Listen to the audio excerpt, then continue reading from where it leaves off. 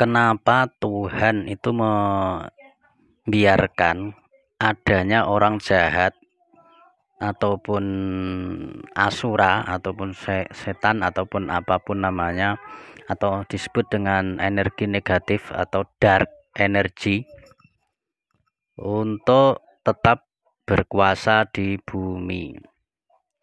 Ini saya mau cerita versi dari kepercayaan mitologi Sumeria. Jadi dulu ya, sebuah kisah itu ada yang disebut dengan planet Nibiru, yaitu planet yang sangat jauh. Itu di sana ada makhluknya. Kalau menurut kita mungkin disebut dengan alien ya. Itu disebut dengan Anunnaki. Anunnaki adalah sebuah ras di satu kerajaan yang berada di planet Nibiru. Jadi planet Nibiru itu ibaratnya seperti bumi. Itu ada kerajaan namanya kerajaan Majapahit atau negara Indonesia gitu ya. Nah, Anunnaki juga sama. Anunnaki adalah sebuah ras di satu kerajaan. Tapi kerajaan di Nibiru juga nggak cuma Anunnaki. Ya, banyak kerajaan. Tapi salah satu dari kerajaan yang disebut kerajaan Anunnaki yang dipimpin oleh Tuan An ya, itu pernah datang ke bumi, ceritanya seperti itu. Mereka mencari emas, gunanya adalah untuk menambal planet mereka dari kerusakan. Nah, seperti itu ya, singkat cerita aja ya. Kalau ceritanya panjang sekali ya, itu juga diteliti oleh seorang peneliti yang disebut dengan siapa ya, saya lupa namanya. Nah, itu ditemukan di artefak-artefak kuno dan juga ada yang disebut dengan tablet Enki ya, kalau Anda pernah baca tablet Enki, di sana juga ada cerita-cerita yang banyak sekali ya. Nah, singkat cerita, Tuan An ini dan serombongannya itu pergi ke bumi, tapi mereka kemudian menambang emas di bumi. Tapi karena kaum pekerjanya itu merasa komplain, mereka demo karena antara kondisi di sana dan di bumi itu berbeda, jadi tenaga mereka terkuras ya, sehingga mereka kemudian memiliki usul untuk menciptakan makhluk pekerja. Maka kemudian Enki itu anak dari Tuan An, itu dia adalah seorang peneliti atau ilmuwan. Nah, beratus-ratus atau beribu-ribu tahun dia ingin menciptakan makhluk yang bisa untuk dijadikan pekerja pertambangan di bumi. Dan kemudian walhasil jadilah makhluk tersebut yang disebut dengan manusia. Ya, tapi awalnya juga manusia ini tidak seperti kita ya. Ada disebut manusia 01 dan manusia 02. Manusia 01 itu tinggi besar ya. Kalau dalam kitab suci disebut dengan kaum Ad, atau disebut juga dengan Nephilim, yaitu gabungan antara manusia bumi dan juga kaum Anunnaki. Makanya mereka tubuhnya panjang kayak ras dewa gitu ya, punya kemampuan yang super, tetapi mereka beringas. Tapi walhasil akhirnya Nephilim ini dimusnahkan ya kalau nggak salah. Nah, kemudian dibuatlah manusia yang lebih elegan, yang lebih sopan, yang lebih tidak beringas, yang bisa diatur dan sebagainya. Jadilah manusia pendek-pendek seperti kita. Singkat ceritanya seperti itu. Nah, kemudian pada satu cerita ada yang disebut dengan Ra. Ra ini adalah seperti jenderalnya atau makhluk yang di atasnya Anunnaki ya. Jadi Ra ini seperti yang bertanggung jawab di ini ya, di tata surya ya, di galaksi kita. Nah, Ra ini memberikan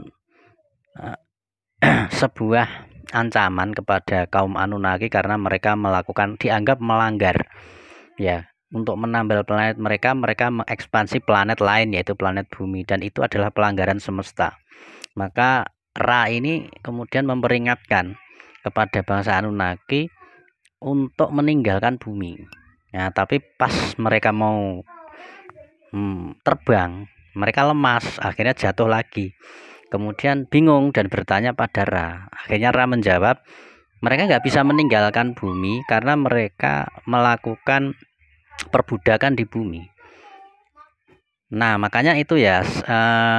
Jadi gini, setelah manusia itu diciptakan oleh Enki, ya, secara tubuh fisik ya, kalau jiwanya mungkin berbeda. Perancang tubuh fisiknya ibaratnya gitu. Makanya ada cerita Buddha itu pernah bertemu perancang tubuh fisiknya. Ya. Nah, kemudian apa?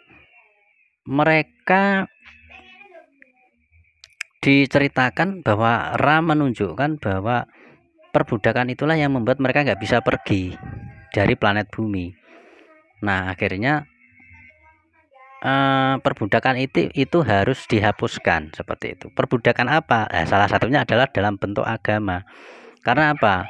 Ketika Enki membuat manusia, Enlil ya, Enlil itu saudaranya Enki dari garis yang berbeda ibu, itu dia takut loh, nanti manusia ini kalau nanti melawan gimana gitu kan, harus diberikan cuci otak atau diberikan enkripsi atau keamanan seperti itu. Jadi Enlil ini dia itu ahli dalam bidang militer dan dia bikin keamanan, sama seperti Elon Musk yang takut kalau AI itu menjadi berbahaya, maka diberilah batasan dan keamanan, supaya tidak melawan. Nah, Enlil juga sama, dia melakukan pembatasan kepada manusia dengan cuci otak yang disebut dengan agama. Makanya kemudian di Enlil ini menciptakan protokol Anu 1 dan protokol Anu 2. Ya. Protokol Anu 1 dan 2 itu saya tidak bisa menyebutkan ya. Itu agama apa gitu kan. Tapi Anda cermati saja ya. Protokol Anu 1 itu apa, protokol Anu 2 itu apa. Nah, setelah diciptakan, kemudian ada ultimatum dari Ra. Nah, akhirnya Enlil ini bertobat atau dia tidak mau memenjarakan manusia lagi, dan akhirnya mereka bisa pergi meninggalkan bumi menuju planet Nibiru. Nah, setelah mereka pergi, itu ada Anunnaki yang masih di bumi, yaitu anaknya Enki. Namanya adalah Marduk. Marduk ini tidak suka pada ayahnya dan malah berguru kepada Enlil, pamannya. Ya, yang tukang bikin agama atau tukang bikin pembatasan tadi. Akhirnya apa? Akhirnya Marduk menguasai ilmu cuci otak atau reprogramming system dengan melalui agama. Dan dia melihat peluang bahwa ketika anggotanya sudah pergi, berarti saya bisa berkuasa seperti itu di bumi. Karena ada kekosongan kekuasaan. Dan dia lebih memilih untuk menjadi penguasa di bumi daripada kembali ke planet Nibiru gitu. Akhirnya dia menetap di bumi dan kemudian menjadi penguasa. Nah, menyadari hal ini, ada anggota Anunnaki juga yang ras pekerja, namanya Ekuridingir. Ekuridingir ini dia tidak mau manusia dijajah lagi seperti itu. Seperti semula, dijadikan budak lagi. Akhirnya apa?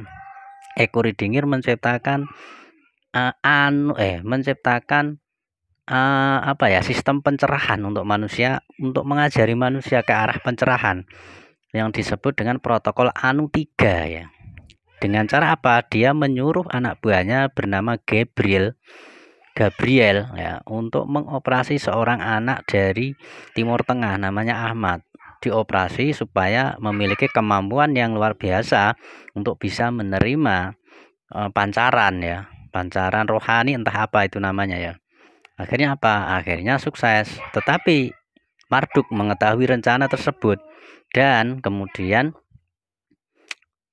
memberikan sebuah editor kepada kitab-kitabnya Ekuridingir tersebut ya, yaitu dengan cara mensabotase. Dan di samping protokol Anu 3 disabotase, protokol Anu 1 dan protokol Anu 2 juga ikut disabotase dengan cara pengeditan, dengan cara rekayasa, dengan cara kodeifikasi ya, dikode ulang kitab-kitabnya itu supaya sesuai dengan misi dan visi dari Marduk tersebut ya, supaya berbelok arah, istilahnya seperti itu. Dan kemudian Marduk menjadi ilah-ilah yang menggantikan yang asli gitu kan, atau ilah-ilah palsu seperti itu. Nah, makanya kemudian orang-orang pada bingung, ya kan? Terus di sisi lain ada manusia atau ras manusia awal itu kan dulu ada istilah namanya Lemuria dan Atlantis ya. Lemuria itu ada duluan dan Atlantis belakangan. Nah,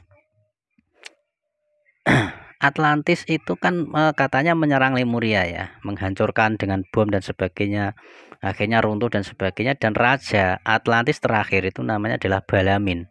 Balamin ini menghancurkan dan hidup sampai sekarang. Umurnya itu 25.000 tahun kalau nggak salah ya.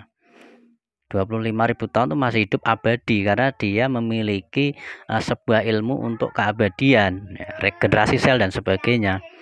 Nah, Balamin ini sama Marduk juga kadang cekcok gitu loh. Kalau misinya berbeda cekcok, kalau misinya sama juga saling mendukung, saling bekerja sama. Jadi intinya adalah tergantung ketika satu misi berarti bersama, saling dukung ya, kayak penguasa ya. Ketika beda misi musuhan, ketika satu visi ya jadi teman kan, seperti itu. Dan itu akan terjadi terus ya, peperangan antara Marduk dan juga Balamin ini. Bahkan mungkin perang Hamas dan perang Israel itu juga bisa jadi itu keduanya yang sedang bertempur di baliknya ya. Dan juga di balik-balik elit global dan sebagainya. Nah, sampai Marduk itu bikin sebuah statement bahwa Balaam itu dianggap sebagai Dajjal ya. Ya, jadi kalau Anda mendengar ada namanya Dajjal itu ya Balamin itu. Ya, yang menganggap adalah Marduk sampai menghina ibaratnya ya. Sampai memberi statement yang sangat jahat kepada Balamin sehingga itu disebut dengan Dajjal seperti itu. Dan sebetulnya Dajjal atau Balamin ini sebetulnya tidak kuat-kuat amat sebetulnya. Dan Marduk bisa membunuhnya, tetapi dia tidak mampu membunuhnya karena Balamin ini meskipun kekuatannya lebih lemah, tapi dia memiliki kelicikan yang sangat kuat sehingga susah untuk dimatikan seperti itu. Makanya kemudian nanti di akhir zaman katanya kan itu dibunuh sama Isa kan, seperti itu kan. Itu kan sebuah ramalan ya, sebuah ramalan seperti itu. Jadi kenapa ya Tuhan yang Maha Kuasa atau apalah namanya itu membiarkan makhluk-makhluk tersebut berkuasa dan mengatur di bumi, padahal itu makhluk-makhluk yang mungkin tidak memberikan manfaat pada manusia ya, bahkan bikin ricuh ya. Sebetulnya yang Maha Kuasa tahu gitu loh, entah itu namanya Ra atau apa, tapi membiarkan. Kenapa? Karena mereka secara tidak langsung memang sengaja untuk diturunkan ke bumi untuk sebagai membuat film. Ibarat kayak film itu, mereka itu memang kayak apa ya, orang jahatnya itu sengaja dibuat. Karena film nggak ada orang jahatnya kan nggak jadi film ya. Jadi secara tidak langsung mereka adalah utusan, tetapi utusan yang dalam bentuk hitam seperti itu, atau dalam bentuk yang paradok ya, berseberangan sehingga terjadi perang dan sebagainya. Sehingga menjadi film ini penuh warna di bumi ini karena sengaja tidak Tuhan Yang Maha Esa memang tidak mencampuri seperti itu. Biarkan mereka untuk melakukan apa yang mereka ingin lakukan seperti itu. Jadi mungkin ada pertanyaan kenapa kok di bumi banyak kejahatan, apakah Tuhan itu tidak tahu? Tahu, tapi memang perfilmannya memang dibuat seperti ini, seperti itu. Oke, itu aja ya, terima kasih.